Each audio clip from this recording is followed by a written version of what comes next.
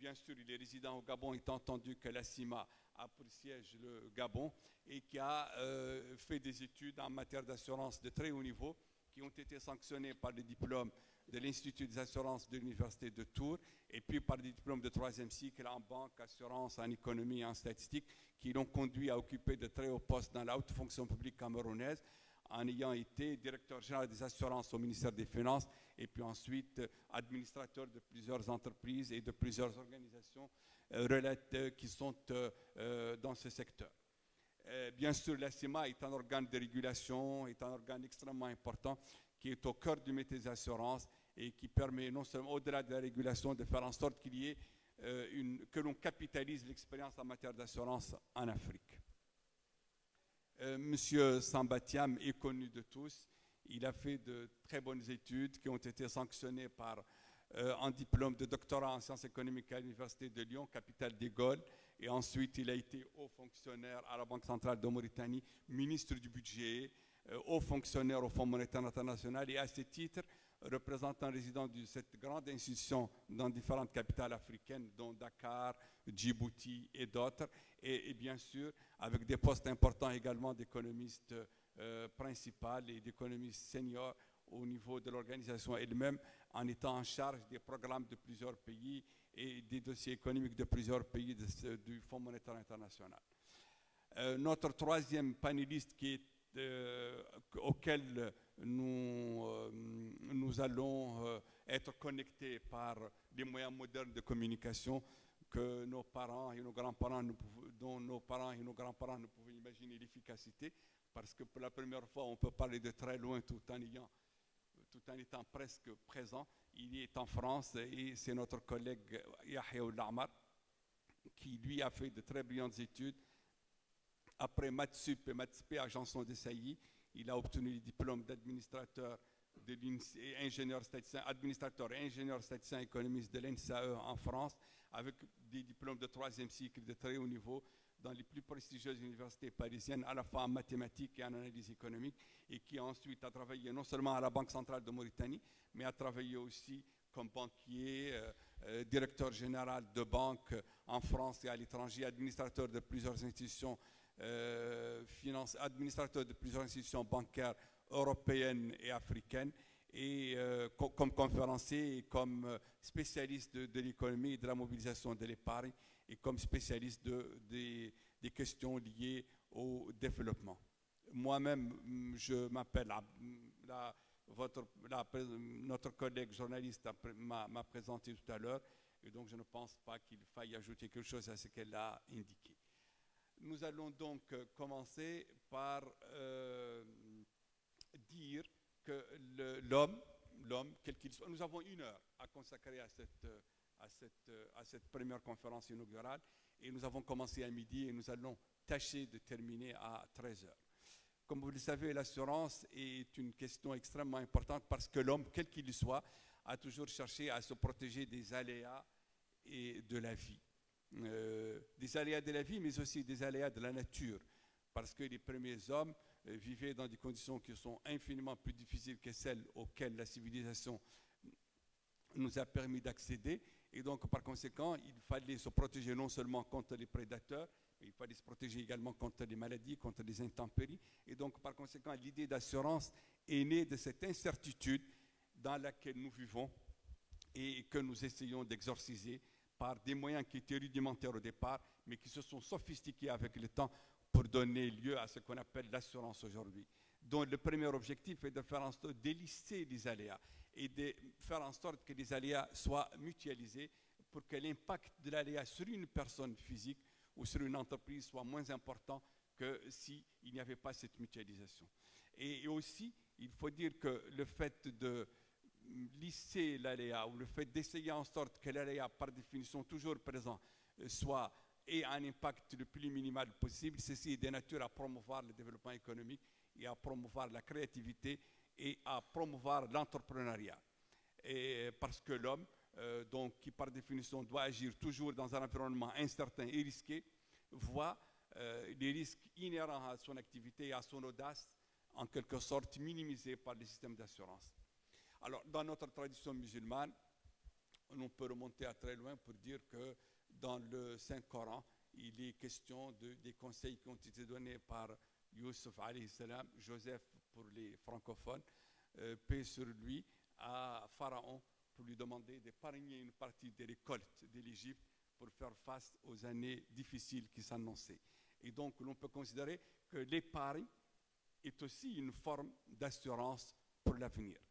Et bon, évidemment, l'objectif de l'assurance moderne est de faire en sorte que la privation liée à l'épargne pour faire face aux aléas soit la plus minime possible parce qu'elle est mutualisée. Et c'est cela le principe que j'ai évoqué au départ. Alors, il va sans dire que les sociétés d'assurance aussi et les systèmes d'assurance modernes est important à plus d'un titre parce qu'il permet de mobiliser ces ressources d'épargne dont j'ai parlé tout à l'heure pour financer le développement. Parce qu'il ne sert à rien de thésauriser cet argent qui est collecté ou ces ressources qui sont collectées au niveau du grand public et de les laisser sans qu'elles ne soient utilisées pour le développement, parce que non seulement elles perdent de leur valeur du fait de l'inflation, mais aussi il y a un coût d'opportunité important à ne pas les utiliser pour le développement économique. Et c'est la raison pour laquelle l'assurance est un mobilisateur efficace d'épargne au service du développement. Et c'est en cela que notre thème d'aujourd'hui est important. Comme vous le savez, et je vous l'ai dit, l'Afrique est le berceau de l'humanité. Il va sans dire qu'elle va redevenir de plus en plus ce berceau de l'humanité qu'elle avait été avant que les premiers hommes n'en sortent. Pourquoi? Parce que nous avons une croissance démographique qui est extrêmement vigoureuse et que probablement nous sommes maintenant autour de 15% de la population mondiale, mais que dans un siècle, nos enfants et nos arrière-petits-enfants seront probablement le 40 voire 50% de la population mondiale. Ce qui non seulement nous donne des responsabilités particulières parce qu'il faudrait que nous préparions cet avenir qui est proche, mais nous donne également une responsabilité encore plus importante parce que nous allons devenir la partie de l'humanité la plus importante démographiquement et donc ce qui nous donne des responsabilités pour le reste du genre humain. Et c'est la raison pour laquelle l'Afrique, après avoir été un continent qui, dans les années 80, était considéré comme... il y a même certains écrivains qui, à l'époque, disaient que l'Afrique pouvait disparaître sans que personne ne s'en rende compte. Maintenant, l'Afrique est le continent qui émerge et le continent de l'avenir. Et après avoir assisté au miracle asiatique à la fin des années 2000 et au début du millénaire actuel, nous allons certainement assister au cours de ces siècles et au cours du siècle prochain à un décollage de l'Afrique au plan économique et au plan politique qui va lui donner encore plus de visibilité et probablement encore plus d'influence et certainement encore plus de prospérité sur le monde. Alors, il va sans dire que cette responsabilité particulière qui nous incombe du fait de tous ces éléments que j'ai évoqués est probablement et sera probablement exercée au bénéfice de l'humanité parce que l'Afrique a une vieille tradition de gestion du pluralisme. L'Afrique a une vieille tradition de gestion de la violence encore plus acceptable que la gestion de la violence qui se faisait ou qui s'est faite dans d'autres continents et dans d'autres cultures. Et donc probablement que notre sagesse africaine, notre acceptation de l'autre, notre gestion du pluralisme et de la pluralité, tout cela, nous allons le mettre également sur la scène internationale, en même temps que le rôle prépondérant ou de plus en plus important que nous allons commencer à y jouer. Alors, voilà donc quelques points d'introduction qui sont restés très généraux. J'aurais bien sûr pu donner des statistiques sur la pénétration des assurances en Afrique et sur le rôle que cette pénétration peut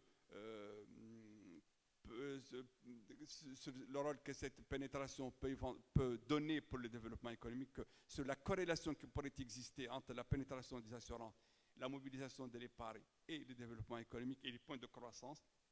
Mais je crois que ce sont des questions qui vont être abordées par mes collègues et probablement avec plus de compétences et probablement encore avec plus d'autorité que moi.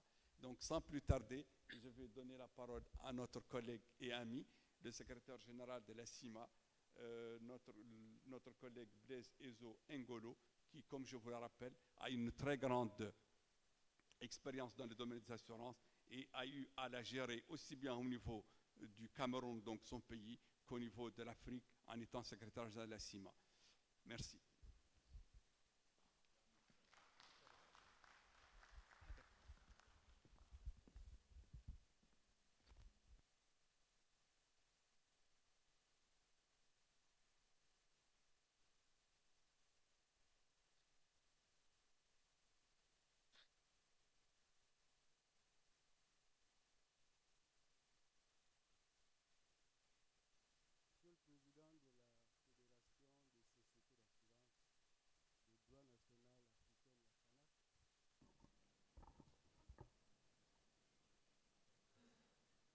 Monsieur le Président de l'Union nationale du patronat mauricien, Madame la Présidente de la région de Nouakchott, Monsieur le maire de Nouakchott, Mesdames et Messieurs les représentants des organisations internationales ici représentées, Monsieur le Président de l'Association professionnelle des assureurs mauritaniens, Mesdames et Messieurs les dirigeants des sociétés d'assurance, de réassurance et d'intermédiation d'assurance, Mesdames et Messieurs les experts, Mesdames, Messieurs, permettez-moi d'abord de sacrifier un devoir de reconnaissance à l'endroit du président de la Fédération des sociétés d'assurance de droit national africaine, j'ai nommé la FANAF tantôt, et à toute son équipe qui, à l'occasion de la tenue de la 48e session de l'Assemblée générale de cette organisation, ont porté leur choix sur ma personne pour être l'un des animateurs de la conférence inaugurale sur le thème « L'assurance au service du développement économique et social de l'Afrique ». J'aimerais, Monsieur le Président, vous témoigner de manière solennelle ma reconnaissance en même temps que j'adresse mes salutations à l'ensemble des participants ici présents. Je voudrais également, dans la foulée, adresser mes vives félicitations au comité d'organisation de cette manifestation qui s'annonce d'ores et déjà comme une brillante réussite pour un coup d'essai. Mesdames, Messieurs, les objectifs de développement durable, les ODD, ont été adoptés par l'Organisation des Nations Unies en 2015. Ils sont un appel mondial à agir pour éradiquer la pauvreté, protéger la planète et permettre à tous de vivre dans la paix et la prospérité d'ici à l'année 2030. Ces objectifs, ils sont au nombre de 17, comme vous pouvez le voir sur la diapositive qui vous est présentée. Il s'agit de défis et de challenges qui interpellent le monde entier. Individuellement et collectivement, chaque acteur et chaque secteur d'activité en ce qui le concerne. C'est donc à juste titre et à bon escient que la FANAF a choisi comme thème de sa 48e session, de sa 48e Assemblée générale, qui commence ce matin, comme thème, je disais, l'assurance au service du développement économique et social de l'Afrique, avec en ligne de mire d'impulser une nouvelle dynamique au développement de l'industrie des assurances africaines pour servir plus et mieux les assurés. Comme indiqué par Monsieur le Président de séance, Monsieur le ministre Abdallah, qui dans son propos liminaire a fixé la problématique générale de l'apport du secteur privé dans le vaste chantier de développement économique et social de l'Afrique, l'honneur m'échoit de vous entretenir sur le thème, le sous-thème 1, et je vais vous expliquer pourquoi je le présente comme ça, qui est intitulé « Prévention et assurance ». Monsieur le Président de la FANAF, Mesdames, Messieurs, je voudrais que vous me permettiez un temps d'arrêt pour vous indiquer un peu la compréhension et la perception que j'ai eue de ce sujet. Je crois savoir que nous avons tous reçu les documents et il me semblait que la présentation qui m'incombait portait sur le sous-thème 1. J'ai essayé de m'y concentrer, mais au fil de mes développements, je n'ai pas pu m'en tenir à cela. C'est pour cela que ma communication va être plus élargie que ce qui m'a semblé être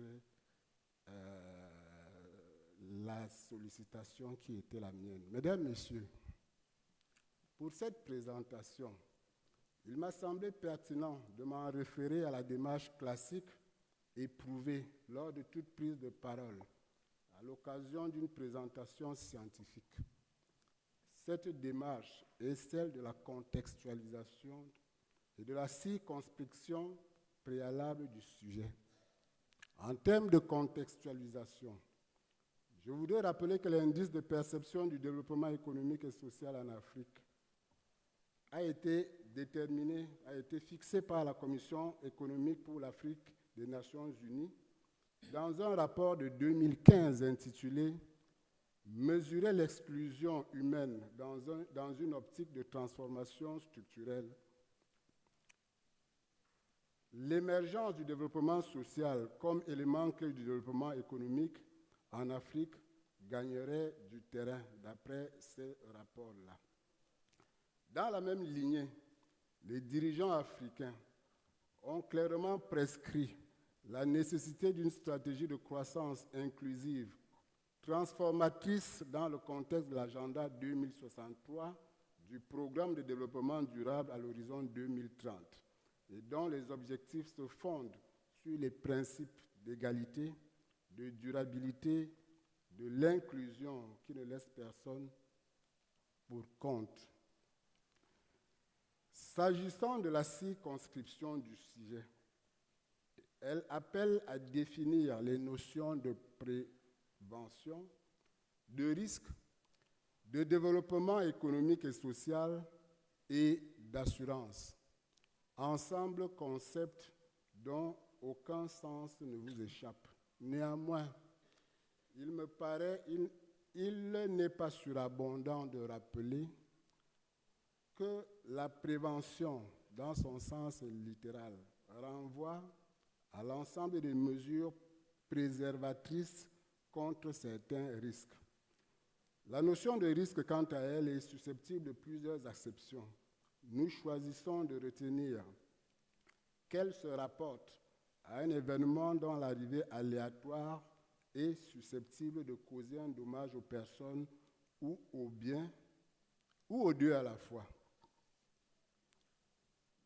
Dans le milieu assurantiel, tout contrat souscrit auprès d'une entreprise a pour objet de faire prendre en charge les répercussions économiques ou matérielles générées par un tel événement. S'agissant du développement économique, sa définition et son contenu restent des sujets à débat. Je propose de nous en tenir à l'idée générale, à l'idée globale, portée par ces indicateurs qui mêlent des éléments quantitatifs et des éléments qualitatifs, à savoir, l'un des autres, le produit intérieur brut, l'espérance de vie, le niveau d'instruction, le pouvoir d'achat, les revenus par tête d'habitant, etc. Le développement social, quant à lui, souscrit à l'idée de l'amélioration du bien-être. Les facteurs de développement social sont, de ce fait, se loger, se nourrir, avoir accès à l'éducation, à des soins de qualité, exprimer ses idées, développer ses compétences, connaître et exercer ses droits. entre autres. Le dernier terme à définir est l'assurance. Et je ne vais pas me risquer à la prétention de définir à votre auguste assemblée ce que c'est. Je vais juste me contenter de rappeler qu'il est difficile de dissocier la notion d'assurance de son instrument qu'est le contrat. L'instrumentum permettant de réaliser l'opération projetée par l'assurance. Juridiquement donc, l'assurance est une convention par laquelle, en contrepartie d'une prime, l'assureur s'engage à verser à l'assuré une compensation financière en cas de réalisation du risque prévu dans le contrat.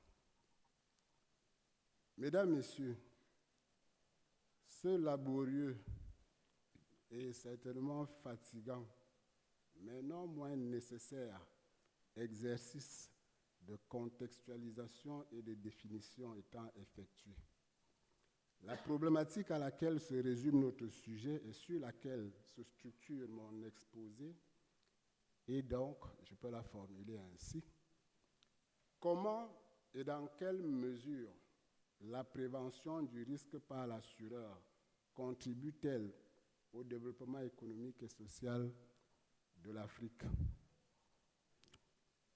La réponse à cette problématique nous amène à structurer notre exposé autour de deux axes.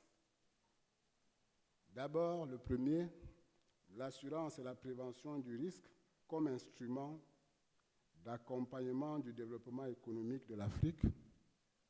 Et ensuite, en deuxième partie, l'assurance et la prévention du risque comme instrument d'accompagnement du développement social et d'atténuation du mal-être des populations africaines. Alors, s'agissant de la première partie que j'ai intitulée, comme vous le voyez, Assurance et prévention du risque, instrument d'accompagnement au développement économique et d'atteinte des objectifs de développement durable. L'objectif, dans le déroulé de cette première partie, est d'établir et de démontrer que l'assurance et son corollaire, la prévention du risque implémenté par les assureurs, concourent au développement économique des États africains et à l'atteinte des ODD. Dans cette logique, l'analyse portera sur la capacité de mobilisation des capitaux par les assureurs et sur les attentes de financement de l'économie qui sont portées vers ces derniers s'entendant de l'assureur. Vous avez sur cette projection qui vous indique le niveau de mobilisation des capitaux, des primes par les assureurs. Cette projection a pour ambition de situer, à tout le moins en ce qui concerne la zone CIMA, quel est le niveau de collecte des primes atomisées chaque année et par voie de conséquence, quelle est la capacité des assureurs à accompagner le développement économique dans les États respectifs dans lesquels ils exercent. Je redis une fois de plus qu'il s'agit bien des chiffres qui concernent la CIMA, la zone CIMA. La zone CIMA, elle regroupe 14 États de l'Afrique centrale et de l'Afrique de l'Ouest. L'évolution du chiffre d'affaires tel qu'affiché à l'écran indique que les assureurs ont collecté des primes, toutes branches confondues, dans cette zone CIMA, suivant une cadence très soutenue, passant de 216 milliards de francs CFA en 1996 à 1 milliard 697 milliards de francs, 1 milliard 697 millions de francs CFA, disais-je, en 2023. Les assureurs perçoivent des primes des assurés en échange de couvertures d'assurance. Ces primes constituent une source d'investissement importante dans une variété multiple d'actifs financiers. Les placements financiers de la zone sont passés de 1607 milliards de francs en 2013 à 3 438 millions de francs en 2022.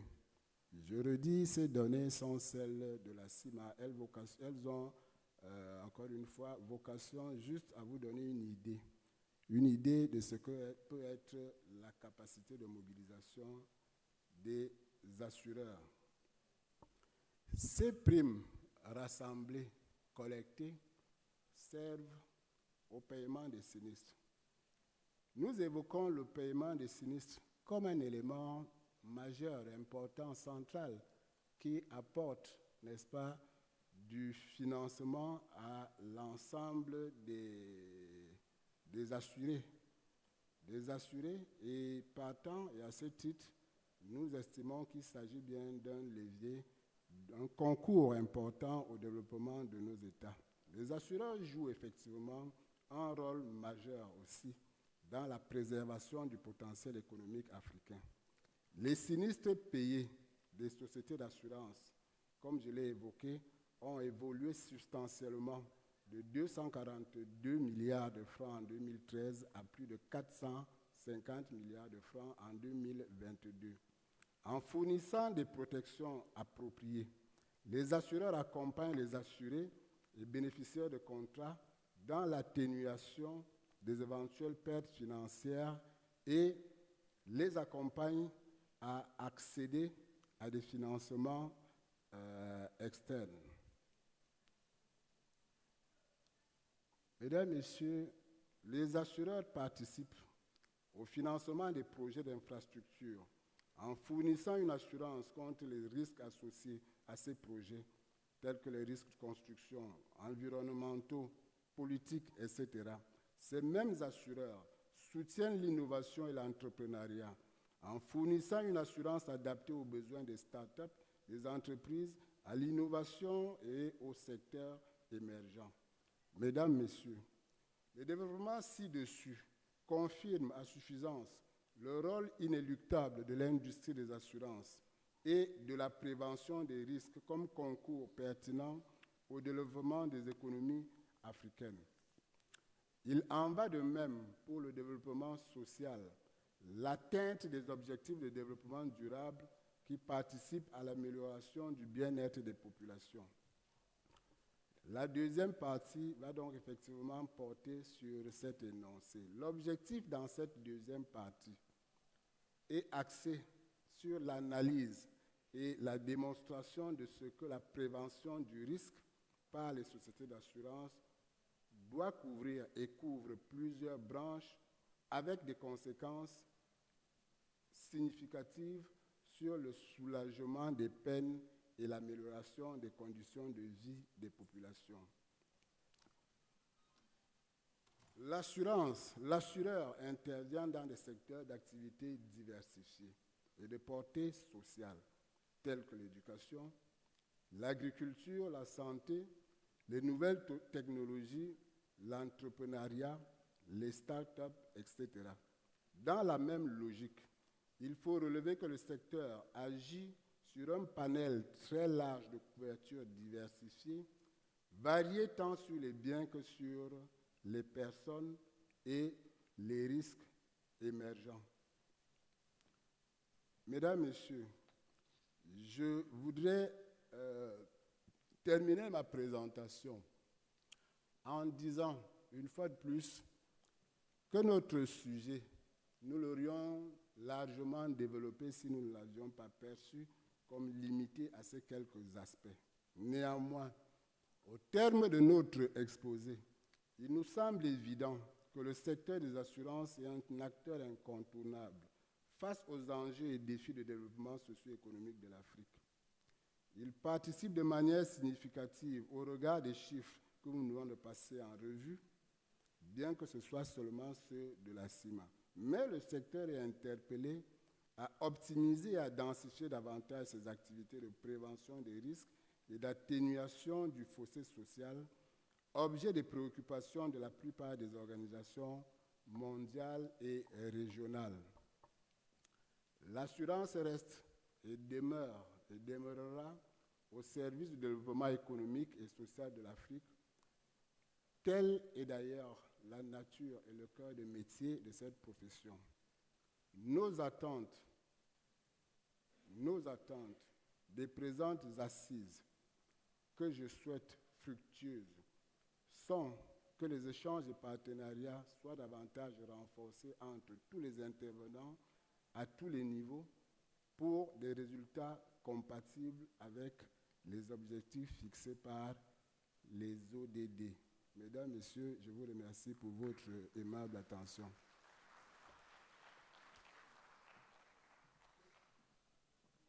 Merci à notre collègue, Monsieur le Secrétaire général, que je félicite pour cette brillante intervention et pour cet exposé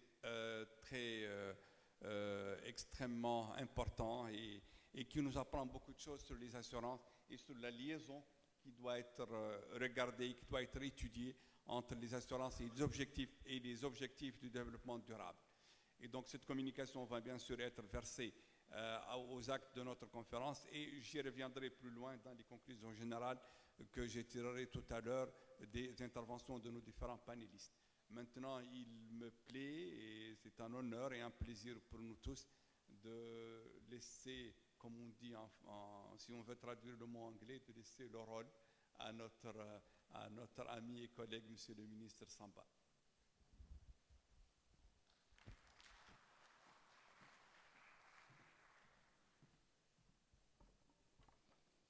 Monsieur le ministre, président de séance, Abdallah Suleiman, cher ami, Monsieur le président de la FANAF, Monsieur le secrétaire général de la CIMA, chers amis, tout protocole conservé, je voudrais remercier à la fois le président et le secrétaire général de la CIMA pour avoir introduit déjà le thème sur certains des éléments objets de ma communication. Donc je vais essayer, compte tenu d'ailleurs du temps qui nous reste, à résumer substantiellement.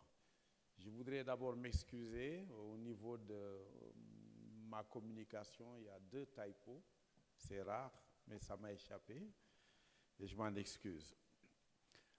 Bref, comme vous le savez, l'ampleur des défis des temps présents est énorme et prend des formes diverses. En particulier, les risques que font courir la dégradation climatique avec son lot de catastrophes associées, incendies, pluies violentes, inondations, impactent nos actes au quotidien, à titre individuel comme global. Comme le rappelle la note conceptuelle, dans un environnement marqué par les effets du dérèglement climatique, les défis sécuritaires et le bouleversement au niveau des régimes politiques mettent au défi l'adaptation du secteur des assurances. Les risques sur les actifs personnels comme publics, notamment sur les investissements publics, appellent de la part du secteur des solutions nouvelles, car il est important de se protéger des chocs nouveaux. Vous êtes meilleur spécialiste que nous autres dans le domaine des assurances et vous savez comment vous adapter.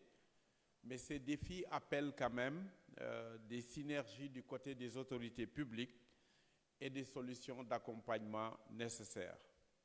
Comme vous le savez, mieux que moi, les activités du secteur des assurances impactent ou peuvent impacter nos vies de plusieurs manières. En améliorant la résilience des individus et des ménages face aux chocs, en améliorant la résilience et la productivité des entreprises, en mettant la notion de risque au centre de leur politique de développement. Et si je me consacrerai un peu plus sur cet aspect-là, en soutenant l'investissement par la mobilisation des capitaux à travers la collecte des primes. Je parlerai de manière plus globale, pas seulement au niveau de la région CIMA. Il est estimé que les réserves de primes sont estimées en 2021 à près de 80 milliards de dollars en Afrique. Pourtant, face à ces besoins de financement colossaux du continent, le taux de pénétration indiqué dans la note introductive n'est que de 2,4%, comparé au taux mondial qui dépasserait presque les 7%. Donc, si le secteur des assurances doit jouer un rôle non seulement dans le développement et la croissance économique et contribuer à la réalisation des ODD, il doit être plus agressif en termes d'intermédiation financière et de recyclage des actifs de liquidité. Selon l'OCDE et d'autres institutions, le continent a besoin d'un financement supplémentaire d'environ 200 millions de dollars par an pour atteindre les ODD d'ici 2030, ce qui équivaut à 7% du PIB continental et à 34% des investissements globaux en 2021.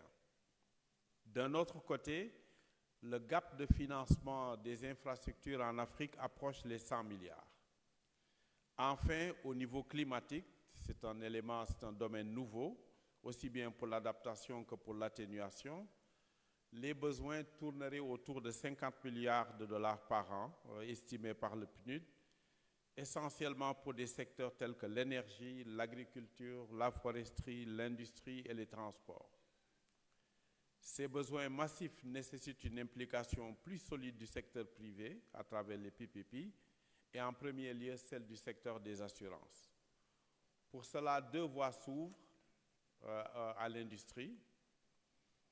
Le développement de l'industrie de l'assurance doit être au cœur des politiques financières des États. Je n'ai pas besoin de détailler davantage, simplement pour dire que le secteur des assurances est le grand oublié des marchés financiers, parce que jusqu'à présent, on a beaucoup plus insisté sur le développement des secteurs bancaires, sur les emprunts internationaux, en laissant de côté une épargne dormante qui n'a pas toujours été mobilisée de manière très agressive dans le contexte du financement du développement. Je vous fais grâce des différents développements. Comme l'a dit le président, la communication sera versée aux conclusions du forum. Le second point, si vous pouvez avancer, encore jusqu'au grand titre. Il faudra se focaliser sur le développement des marchés financiers africains, qui sont les artères vitales de toute économie prospère. Ils permettent l'allocation efficiente des ressources, la mobilisation du capital et la création d'opportunités d'investissement. L'Afrique est aujourd'hui sous-représentée sur la scène financière internationale avec des marchés fragmentés et des institutions souvent enclines à la prudence excessive. Le développement des marchés financiers, bien entendu, requiert une approche globale allant de la consolidation des institutions financières à l'intégration des technologies de pointe. Le socle de cette approche est la mise en place d'un cadre réglementaire clair et une bonne gouvernance, favorisant ainsi la confiance des investisseurs nationaux comme internationaux. L'intégration financière et la création de marchés plus robustes renforcera la capacité des économies à attirer des investissements et à financer des projets d'infrastructures indispensables. Cela favorisera également la diversification économique, réduisant ainsi la vulnérabilité aux fluctuations des prix des matières premières, mais aussi au choc climatique. Et je vais terminer par cet aspect des défis nouveaux pour l'industrie, en donnant simplement l'exemple de ce que nous faisons ici en Mauritanie, notamment en finançant ou en ayant en tout cas été éligible au premier programme climatique financé par le Fonds monétaire international qu'on appelle la Facilité pour la résilience et la durabilité, le FFRD. Nous avons été éligibles en décembre 2023 avec un tirage de près de 300 millions de dollars qui représente 150% de notre quota. Je vous fais grâce de ce que c'est que la FFRD. mais elle est essentiellement conçue pour aider les pays à répondre aux besoins de financement immédiats par des appuis budgétaires, pour mettre en œuvre des initiatives résilientes. Résiliente est le maître mot parce qu'il permet de préparer l'économie aux mutations et au développement de tous les secteurs, y compris celui des assurances. Notre programme s'appuie sur 4 axes principaux et 8 mesures phares. Et toutes ces mesures visent à jeter les bases d'une croissance soutenue, donc développement économique, développement humain, réduction de la pauvreté, amélioration des ODD, et contribuant à améliorer les conditions globales de vie des citoyens et participer au recul de la pauvreté et de la précarité, tout en mettant en place les conditions favorables pour le développement des activités des secteurs économiques, y compris celui des assurances. Les axes de réforme sont les suivants. Je vais juste donner les grandes lignes des axes. L'axe 1, c'est d'intégrer le climat dans la gestion des finances publiques et les investissements publics, bien entendu pour permettre au pays de s'assurer que les ressources publiques qui sont investies sont préservées, mais ces ressources publiques qui préparent également le terrain pour le secteur privé permettent également de préserver les ressources du secteur privé, y compris le secteur des assurances. L'axe numéro 2 porte sur la protection sociale contre les chocs climatiques. Vous en avez parlé tout à l'heure, Monsieur le Secrétaire général, avec la distribution des primes et la réparation des sinistres. On protège également les populations des chocs de vulnérabilité. L'axe numéro 3 porte sur la décarbonation de l'économie, notamment à travers la mise en place d'une structure des prix des combustibles fossiles qu'il s'agisse en attendant de les éliminer progressivement, mais également l'introduction d'une taxe carbone qui est nouveau dans l'économie, en ligne avec la CDN pour lutter contre les émissions de l'ensemble des secteurs de l'économie. Et le dernier axe porte sur la viabilité financière et le cadre financier de la gestion des services liés à la gestion de l'eau. Donc en conclusion, je dirais que le développement du secteur de l'assurance est un impératif stratégique pour bâtir une économie résiliente et prospère. Il faut supprimer les barrières et les frontières géographiques au secteur de l'assurance pour réaliser les opportunités d'expansion, des partenariats pour tirer profit des synergies régionales et des alliances stratégiques pour créer un réseau robuste d'activités assurantielles protégeant une vision commune. Par ailleurs, il est essentiel de comprendre que l'assurance et les marchés financiers sont des partenaires naturels dans la gestion du risque. L'assurance en tant que filet de sécurité financier permet à l'économie de prospérer en dépit des incertitudes qui jalonnent son chemin. Les marchés financiers, quant à eux, offrent à l'industrie de l'assurance un terrain fertile pour réaliser des investissements dans les instruments financiers appropriés, créant ainsi une symbiose inextricable entre ces deux secteurs.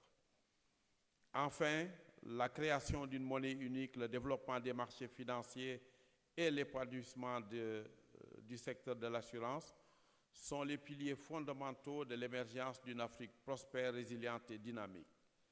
L'Afrique peut se forger un avenir annihilant les préjugés des agences de notation, où elle ne sera pas seulement un spectateur comme aujourd'hui, mais un acteur majeur sur la scène internationale. Je vous remercie.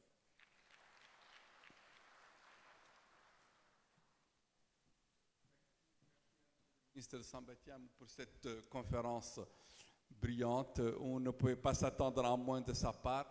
Et donc, par conséquent, il a mis l'accent sur un certain nombre de points, et en particulier sur la résilience de l'Afrique dans un contexte qui est marqué également par des chocs climatiques liés au dérèglement.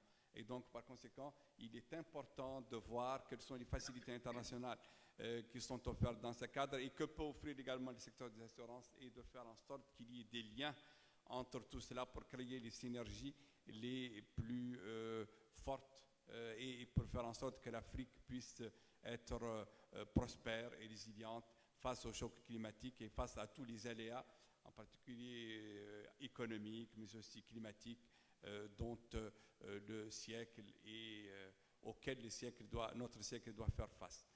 Donc, sans plus tarder, je vais demander à notre collègue d'intervenir, notre collègue Yahya Ould-Amar d'intervenir par vidéoconférence. Il est à Paris et donc il va nous parler depuis Paris, comme dans les mille et une nuits. Vous savez, c'était une chose qui était inimaginable il y a quelque temps, mais grâce à la technologie, tout devient facile. Donc, je ne sais pas si nos collègues des services technologiques vont pouvoir. Il est là. Donc, bonjour Yahya. Bonjour. Bonjour et bienvenue à Nouakchott, nous vous écoutons. Bienvenue à Nouakchott virtuellement, bien sûr. Et bienvenue quand tu y seras physiquement aussi. Merci. Nous allons commencer. Vous avez la parole. Bonjour, et je suis honoré d'être devant vous aujourd'hui pour parler du secteur de l'assurance en cette ère d'intelligence artificielle, des drones et des cyberattaques. Le secteur de l'assurance ne peut être un simple spectateur. Il doit être un orchestrateur d'une transformation positive. Il doit être un architecte du progrès et un catalyseur de la croissance économique. Comme vous le savez, l'Afrique est une terre de promesses et de défis.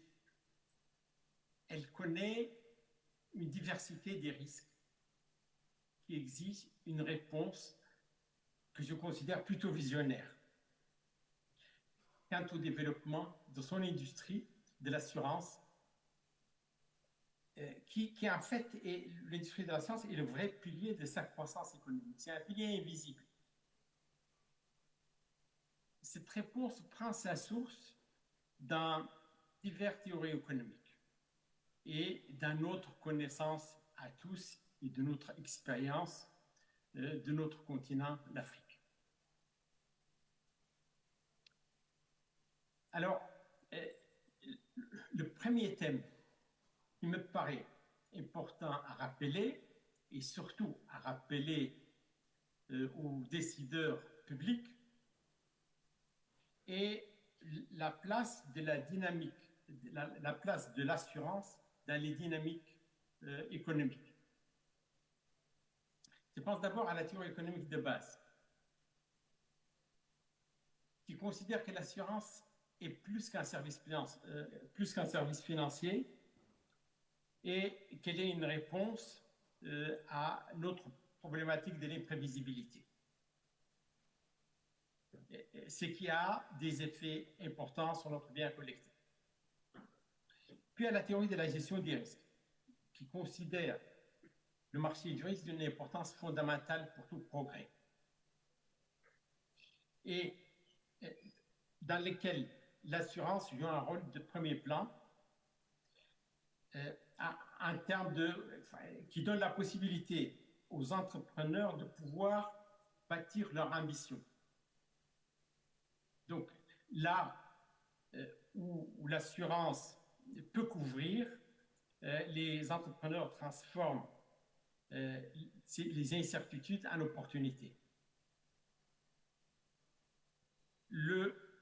Et puis, je pense à la théorie de l'agence, qui traite de la symétrie de l'information, des intérêts divergents et de la motivation. L'assurance jongle habilement entre ses intérêts commerciaux et l'intérêt de ses clients.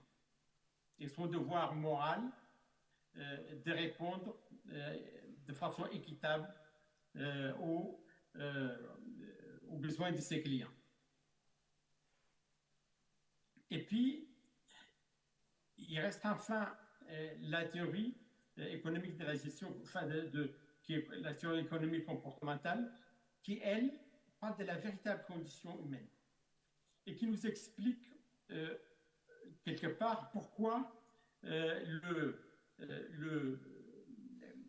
pourquoi le comportement peut avoir une influence sur les souscriptions en assurance et sur les montants qui peuvent être souscrits. Donc, dans ce sens-là, ces différentes théories économiques montrent l'importance de la place de l'assurance dans les dynamiques économiques. Le deuxième thème est le rôle de l'assurance dans le développement économique. Cela a été abordé par mes prédécesseurs, mais l'assurance est un pilier essentiel, comme l'ont expliqué mes prédécesseurs, du développement économique. Et en plus du développement économique, elle contribue à la stabilité financière. Donc on peut détailler, mais je pense qu'on n'a pas assez de temps pour le faire.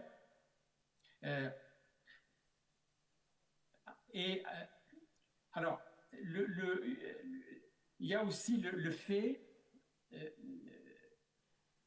qu'il faut aussi bien intégrer, c'est que dans l'expérience économique, il y a une causalité entre développement économique et développement de l'assurance, et ce développement économique est bidirectionnel. Le troisième thème est celui que je voulais aborder, et celui des réformes qui sont nécessaires pour le secteur de l'assurance. Et Samba en a cité un certain nombre. Je pense qu'il est important qu'il y ait des lois et règlements qui soient appliqués, que les autorités de régulation puissent accompagner les secteurs, soit un compagnon du développement, et qui leur permet d'embrasser la révolution numérique. Je pense que le régulateur doit être un facilitateur dans le développement de l'assurance, et ne pas être un répressif, comme on dit.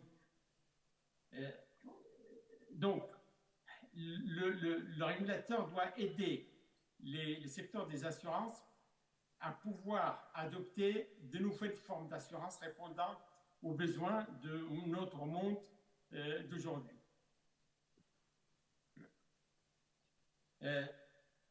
Donc, sur ce plan-là, je pense qu'il est important de revoir la philosophie de la régulation de l'assurance.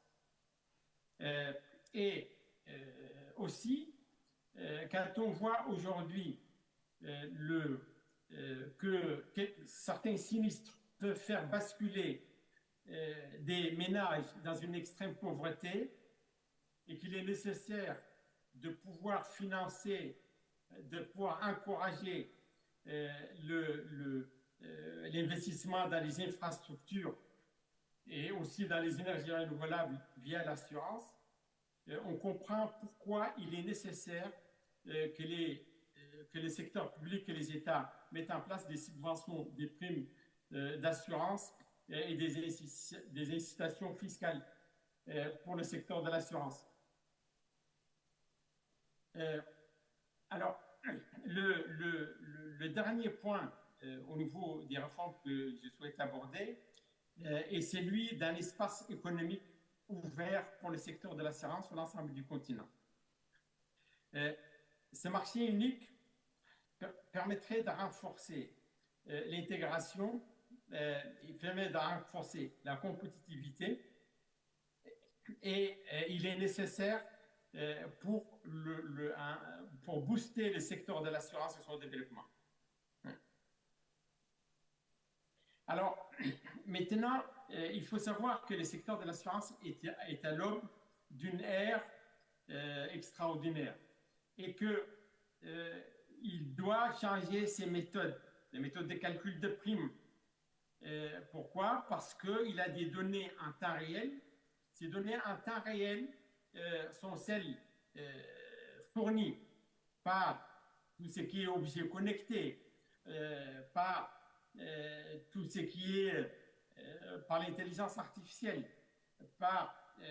donc par une multitude de sources qui lui permettent de pouvoir changer ses méthodes de calcul de primes pour les ajuster. Et puis, il faut de nouveaux produits, il faut s'attendre à des nouveaux produits. Ces nouveaux produits sont ceux liés à l'utilisation de l'intelligence artificielle par les entreprises,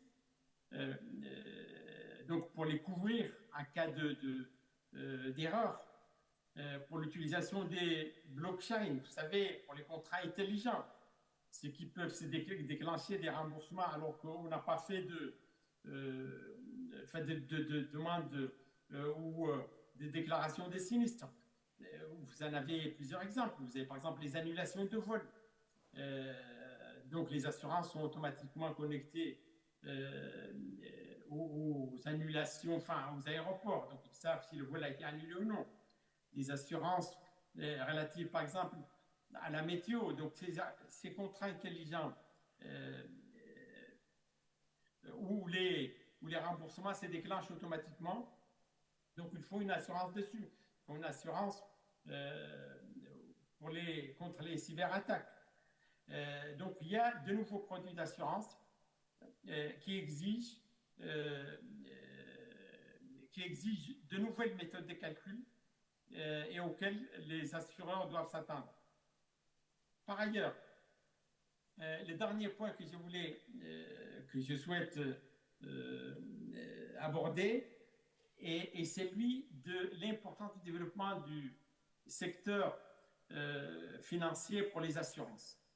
Vous savez, aujourd'hui, les actifs des assureurs et leur rendement réel ont connu une forte érosion avec une hausse des passifs. Et cela est lié à l'inflation, puisque l'Afrique n'a pas de marché financier profond, liquide, avec des produits permettant aux assureurs de pouvoir se couvrir contre l'inflation, telles que des obligations indexées par exemple sur l'inflation ou autres instruments financiers. Donc vous comprenez bien pourquoi il est nécessaire qu'il y ait pas seulement un développement de l'assurance, mais que ce développement de l'assurance puisse être boosté et pour être un gros, qui se développe en même temps que les secteurs financiers, parce qu'il en a besoin.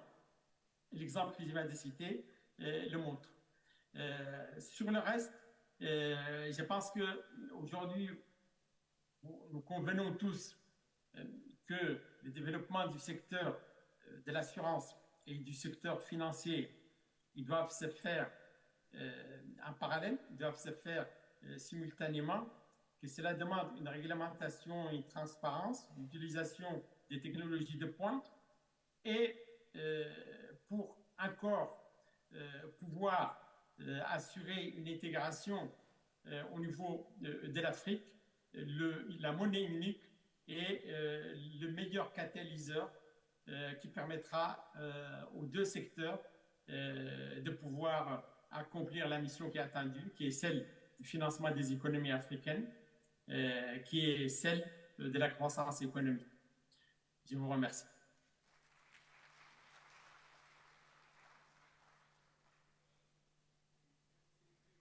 Collègue Yahya Amar, pour cette brillante intervention qui nous a permis de revenir aux fondamentaux de la théorie économique relative aux assurances et de la théorie mathématique également relative au secteur.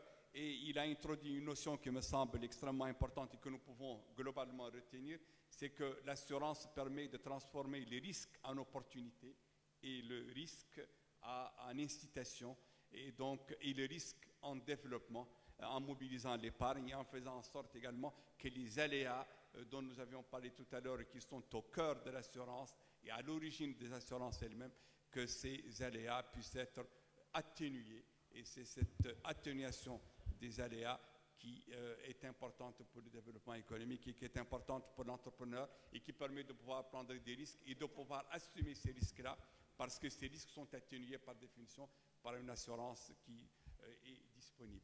Alors, les conclusions les plus importantes auxquelles nous sommes arrivés sont celles dont j'ai rappelé certaines déjà, mais sur lesquelles je vais revenir. D'abord, le lien qui a été établi entre les objectifs du développement durable et l'assurance, c'est-à-dire que pour atteindre les objectifs de développement durable, comme l'a fait notre collègue secrétaire général de la CIMA, il faut absolument qu'il y ait un secteur des assurances qui fonctionne bien et que le secteur des assurances puisse mobiliser les parts et participer au financement du développement économique.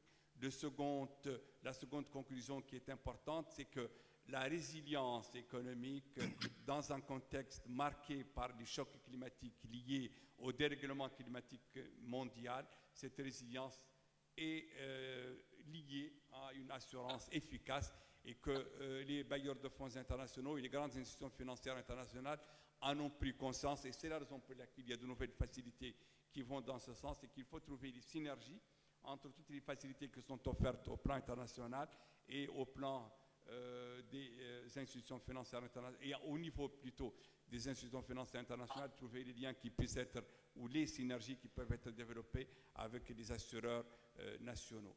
Alors, le troisième point qui a été soulevé et qui me semble être important, qu'il faut voir le marché de l'assurance africain comme un marché global et qu'il faut faire en sorte que nous puissions en Afrique échanger à la fois des services, mais aussi échanger des informations, échanger en matière de régulation, échanger en matière de droit. Quatrième point qui me semble important, c'est que l'assurance doit être, et le développement des assurances doit être conçu et doit être vu comme corollaire au développement du marché financier également, et que les marchés financiers, pour l'instant en Afrique, ne sont pas suffisamment développés, ce qui a des coûts d'opportunité importants pour les assureurs et pour l'épargne collectée au travers des assurances. Le dernier point que j'évoquerai, c'est que j'ai essayé d'assurer la police de l'heure et que je crois y être parvenu. Je vous remercie.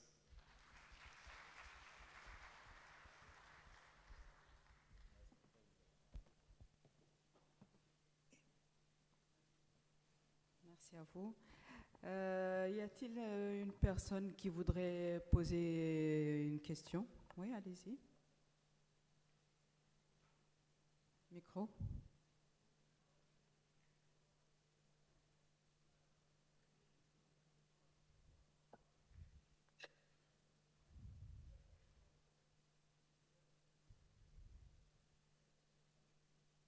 Voilà.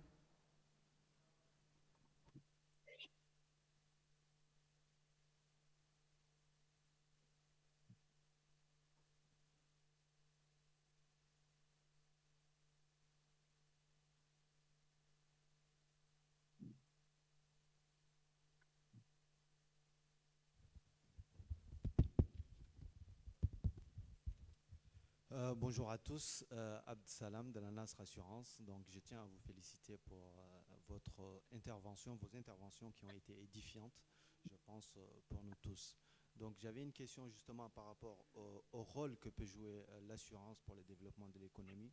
Et je pense qu'il s'adresse plutôt à la présentation de monsieur le ministre Samba et aussi quelque part à la présentation de monsieur Amar. Donc, ma question, c'est, ne voyez pas vous une certaine contradiction entre le fait que l'assurance a pour objectif principal de payer des sinistres et certains types de placements financiers, quelques instruments financiers. Est-ce que ces placements-là ne feront pas courir de nouveaux risques et justement jouer sur cet aspect-là, ce qui peut introduire les risques qu'on voulait justement éviter? Merci.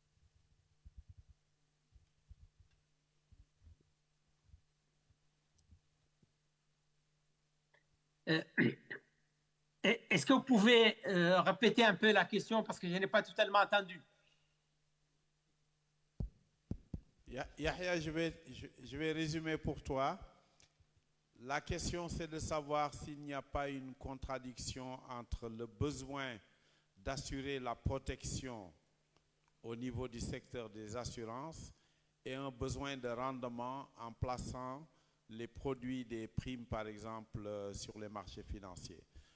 Je vais me risquer à une...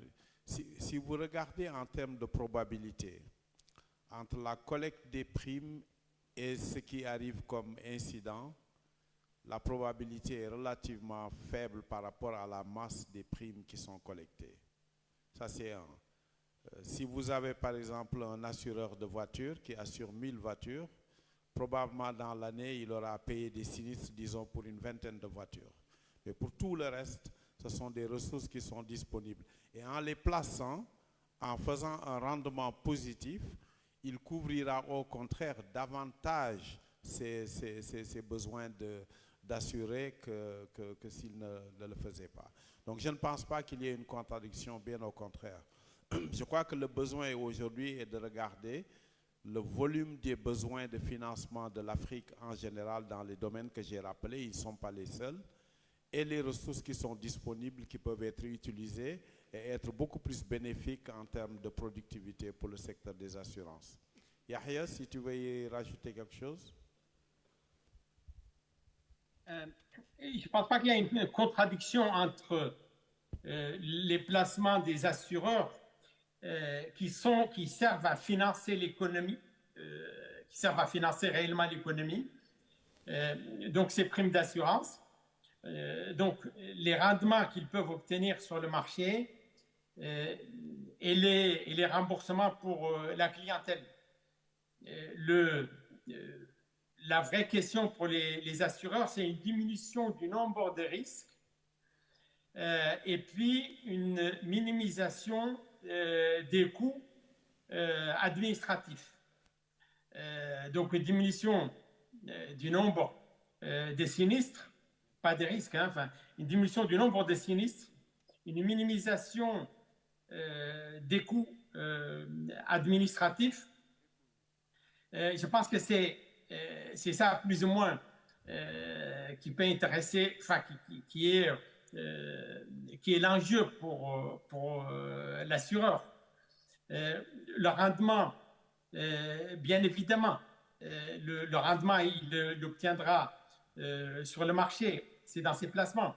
Par contre, ce qui peut l'affecter davantage, c'est avoir calculé des primes d'assurance en prenant en compte des hypothèses qui ont totalement changé. C'est le cas, par exemple, de l'inflation.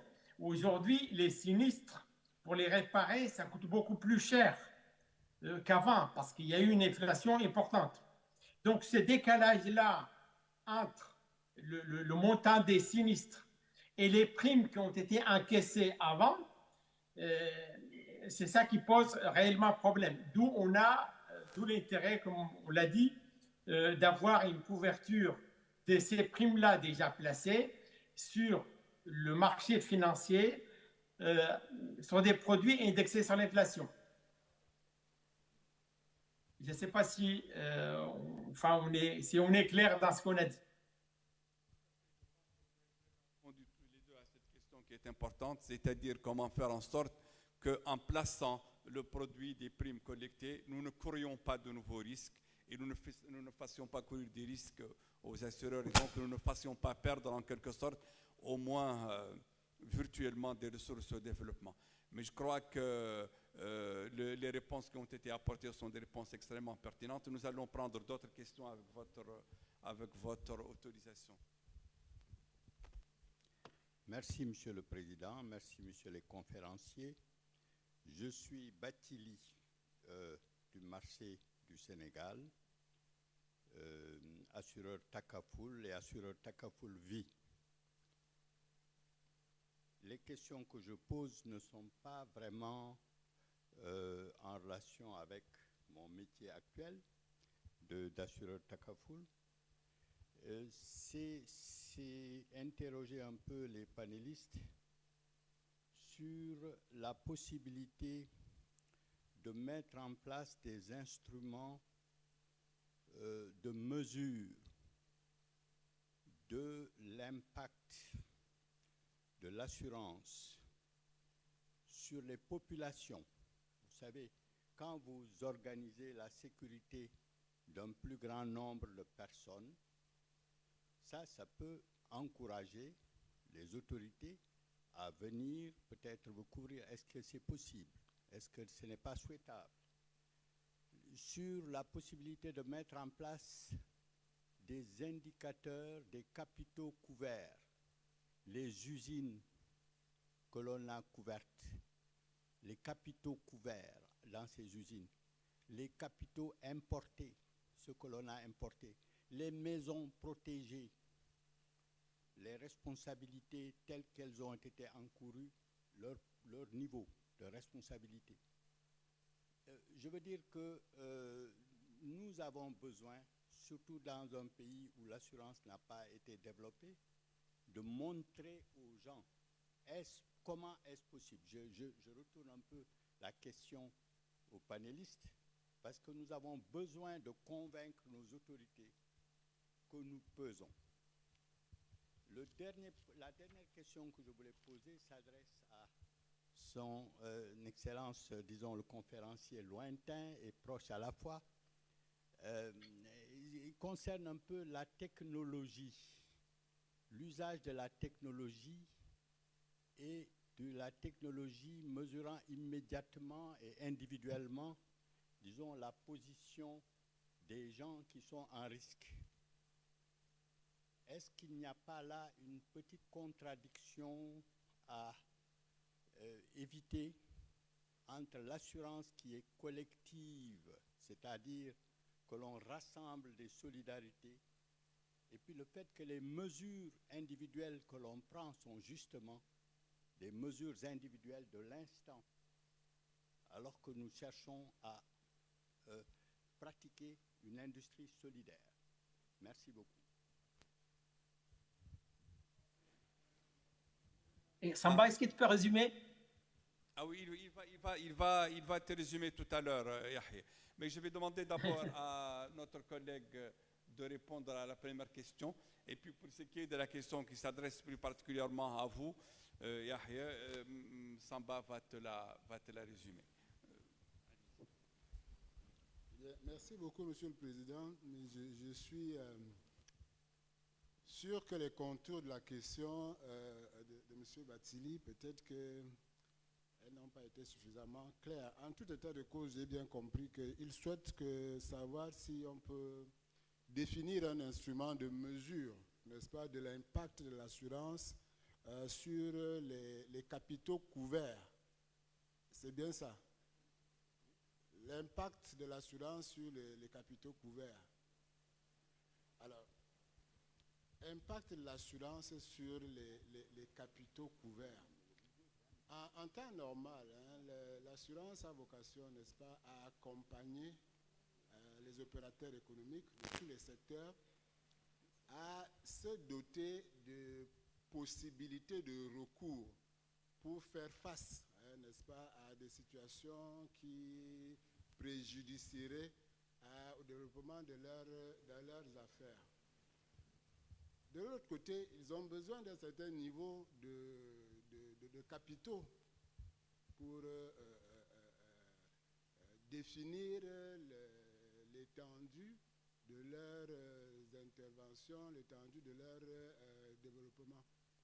Maintenant, faire une connexion entre les deux me semble être une question purement de science assurantielle où l'assureur, va évaluer, n'est-ce pas, le risque. Généralement, c'est de ça qu'il s'agit. Il va évaluer le risque et puis déterminer si son intervention est à la mesure des besoins de capitaux du sollicitant, de son assuré. Et à partir de là, éventuellement, lui accorder la couverture sollicitée. Je voudrais peut-être dire que naturellement,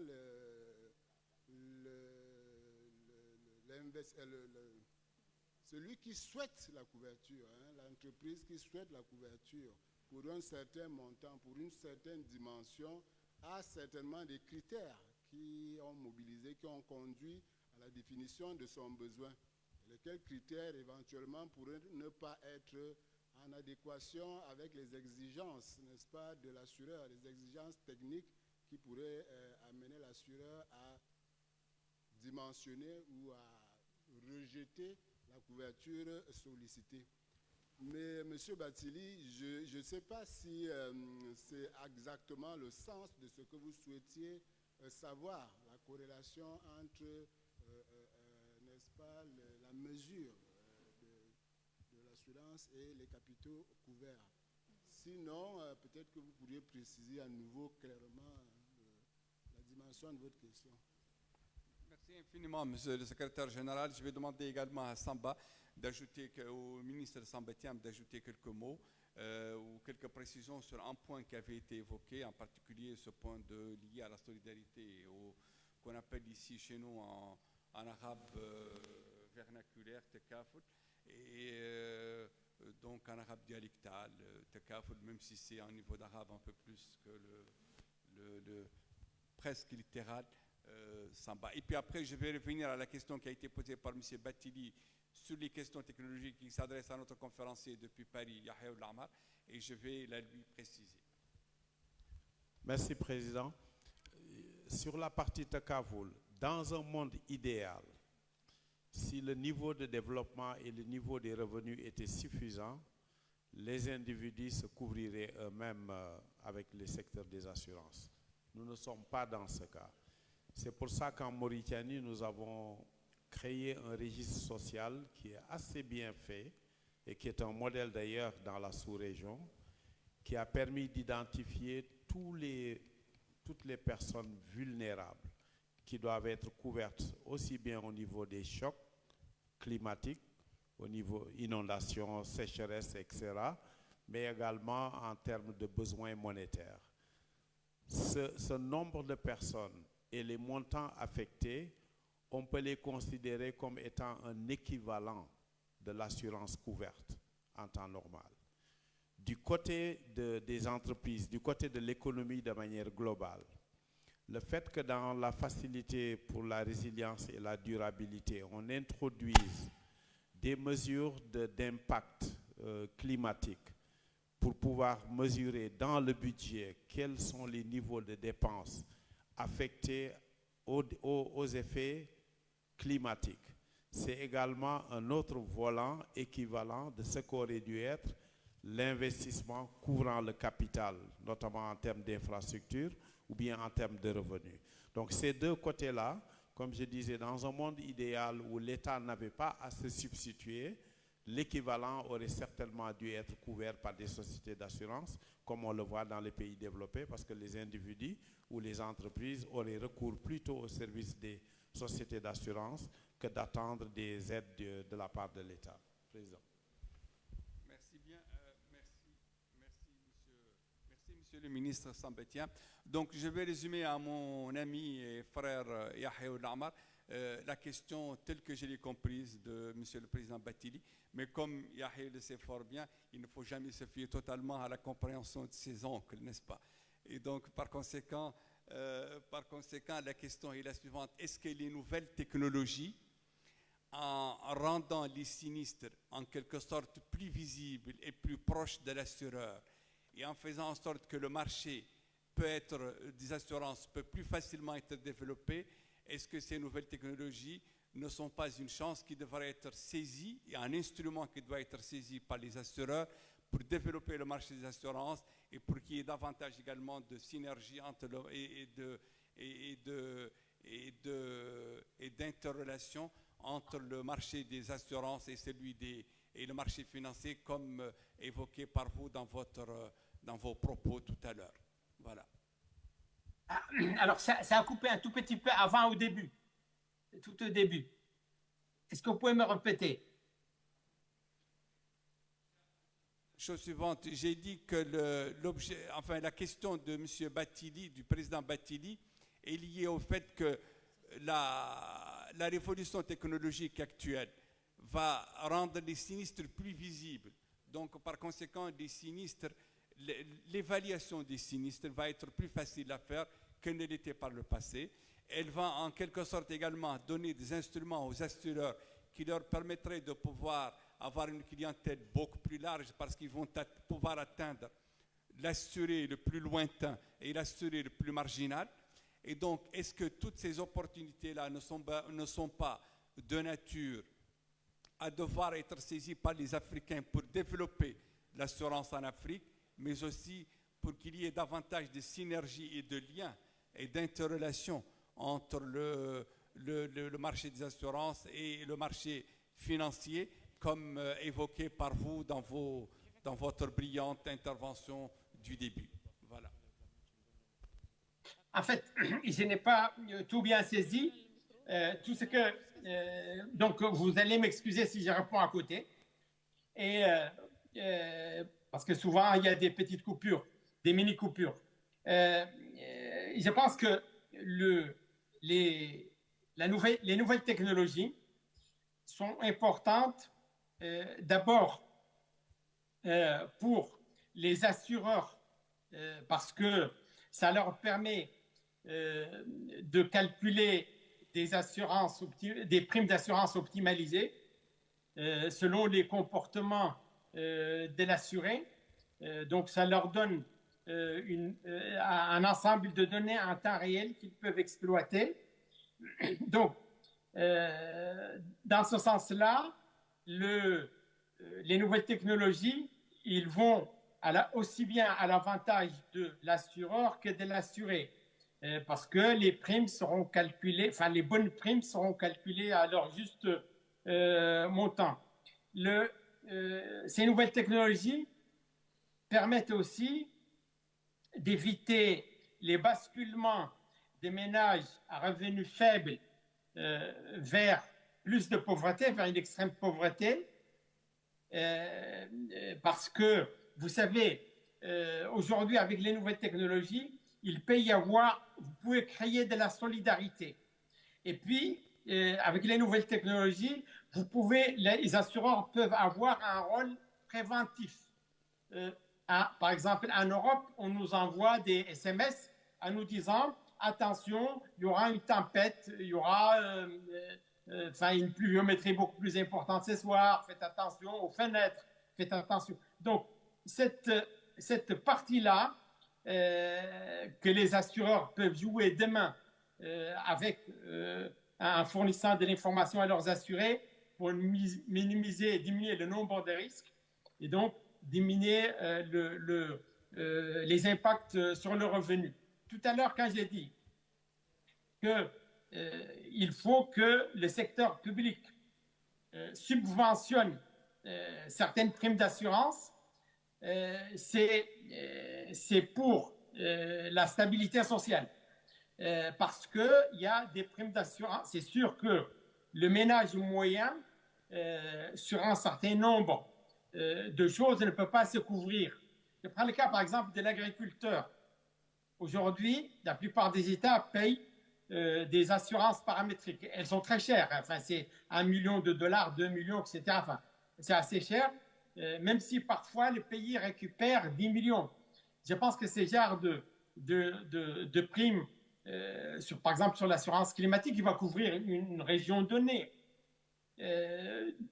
L'État, effectivement, comme Samba aussi l'a soulevé, il doit subventionner. Maintenant, aujourd'hui, les États, ils le font, mais ils peuvent aussi faire participer le secteur privé local sur ce type d'assurance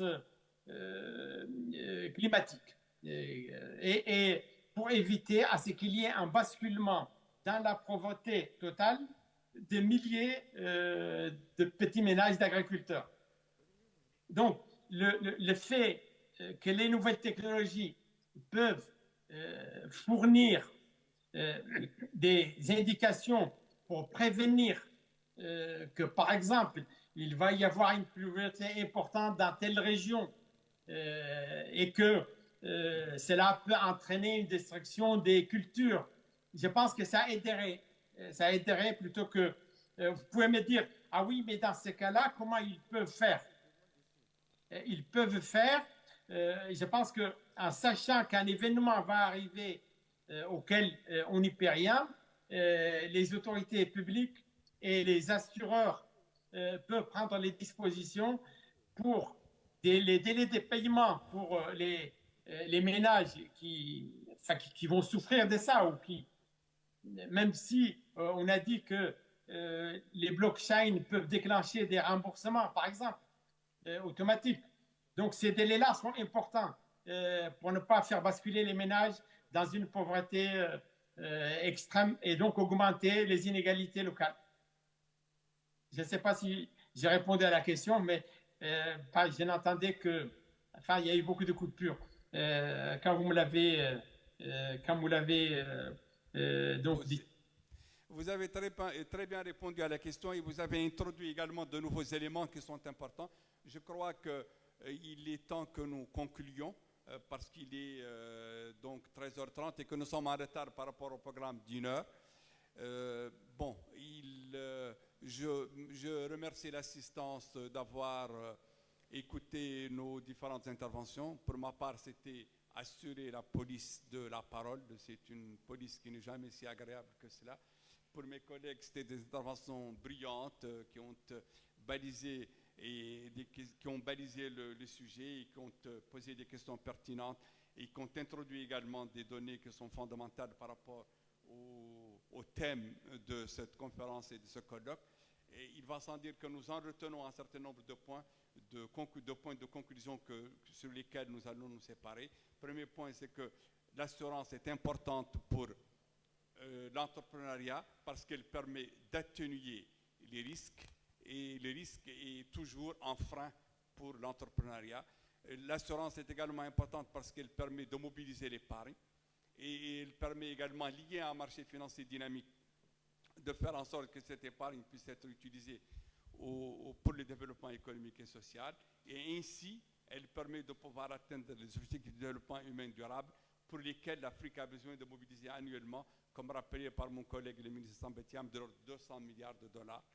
Et donc, c'est important d'avoir un système d'assurance qui fonctionne bien pour pouvoir participer à la mobilisation de ces ressources dont nous avons besoin, non pas pour accélérer le développement économique de l'Afrique, mais tout simplement pour atteindre les objectifs de développement humain durable, qui sont des objectifs plutôt conservateurs d'ailleurs, soit dit en passant. Et donc, le dernier point également qui a été évoqué par nos collègues et qui est important, c'est qu'il faut savoir transformer les risques en opportunités et en incitation pour le développement et qu'il faut donc développer des assurances pour lisser les aléas, pour les atténuer, mais aussi pour pouvoir faire face au changement climatique qui impacte, comme tout le monde le sait, l'Afrique plus que d'autres continents.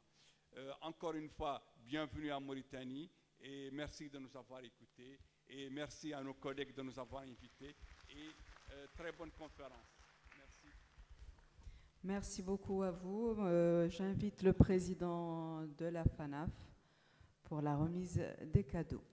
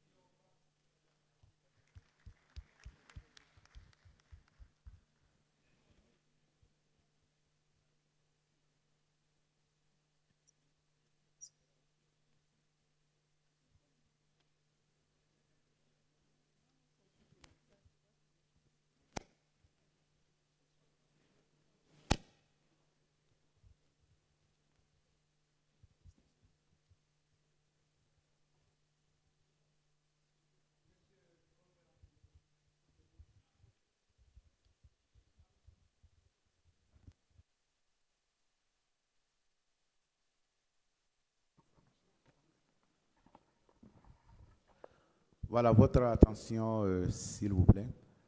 Je voulais donner le programme de l'après-midi. Donc, avec le retard que nous avons accusé ce matin pour lancer la cérémonie d'ouverture, donc nous proposons le déjeuner de tout à l'heure et à la reprise, nous allons enchaîner avec le panel numéro 1 et nous allons poursuivre avec l'âge statutaire. Donc, bon appétit.